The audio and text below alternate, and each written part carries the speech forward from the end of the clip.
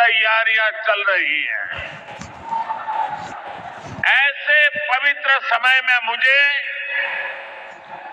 PM किसान निधि की एक और किस्त देश के करोड़ों किसानों को भेजने का सौभाग्य मिला है। करीब 22,000 करोड़ रुपए एक क्लिक पर देश भर के किसानों के खाते में पहुंचे हैं।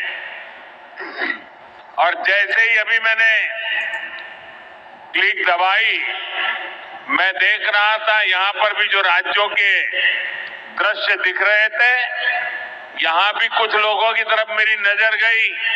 वो फटाफट अपने मोबाइल देख रहे थे कि पैसा आया कि नहीं आया,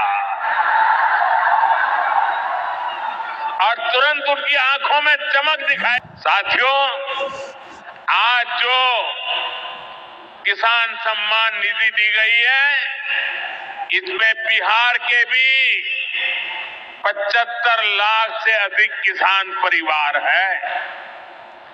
बिहार के किसानों खाते में आज सीधे करीब 1600 करोड़ रुपए उनके खाते में पहुंच चुके हैं। मैं बिहार और देश के सभी किसान परिवारों को बहुत बहुत शुभकामनाएं देता हूं, बधाई देता हूं। के बाद कोई साइन की उन्होंने तो किसान सम्मान निधि किसान के खाते में डालने की फाइल साइन। और आज पहला कार्यक्रम भी अगर हो रहा है तो किसानों के बीच ही हो रहा है। आज प्रधानमंत्री जी सिंगल क्लिक से लगभग 9.25 करोड़ किसानों के खाते में 20,000 करोड़ रुपया डालेंगे। अब तक लगभग 3,24,000 करोड़ रुपया किसानों के खाते में डाल दिए गए हैं। इस राशि के साथ प्रधानमंत्री जी का किसानों की आय दुगनी करने का जो रोड मैप है, मुझे कहते हुए प्रसन्नता है।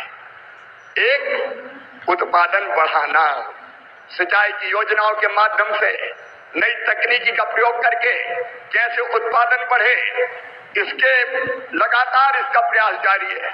दूसरे, उत्पादन की लागत घटाना।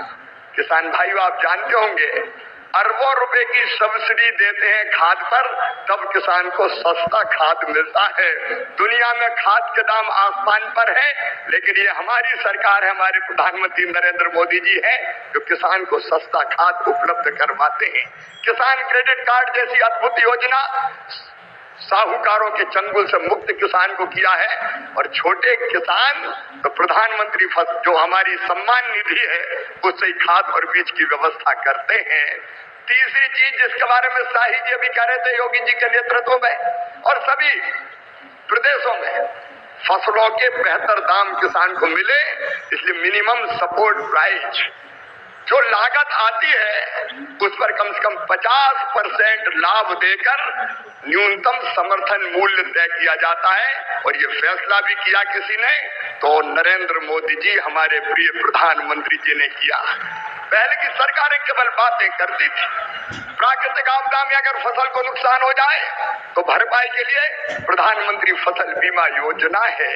कृषि के विविधीकरण का उन्होंने हम सबको निर्देश दिया और उस काम में लगे।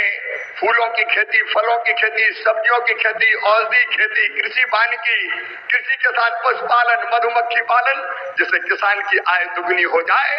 और एक चिंता और, मैंने वो तड़प देखी है प्रधानमंत्री जी की, क्या ये धरती केवल हमारे लिए नहीं है, आने वाली पीढ़ियों के लिए भी है।